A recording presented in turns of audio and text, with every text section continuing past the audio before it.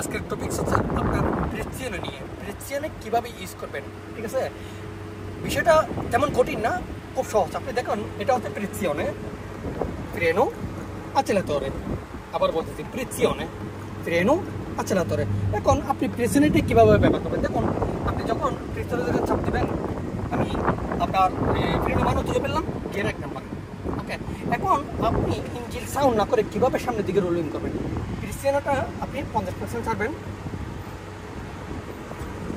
আমার গাড়ি একটা ভাইব্রেট করতেছে, ঠিক আছে, ভাইব্রেট করতেছে। এখন যদি আমি ব্রেক থেকে পা তুলে ফেলে গাড়িটার সামনের দিকে চলে যাবে, দেখুন ব্রেক থেকে পা তুলে ফেললাম, সামনের দিকে অটোমেটিক চলে যাচ্ছে। ঠিক আছে, ঠিক ততটুকু কোয়ালিটি একটাই। আপনি ব্যাক দিয়ে দেবেন, প্রেসিয়নে একটু করে তুলবেন, 50% তুলবেন।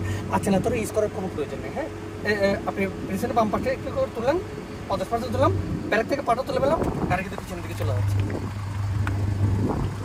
আবারও দেখাচ্ছি। এখন হচ্ছে নিটোল, ঠিক আছে, মানে ফুল প্রেসিয়নে চাপ দিলাম, গিয়ার 1 নাম্বার।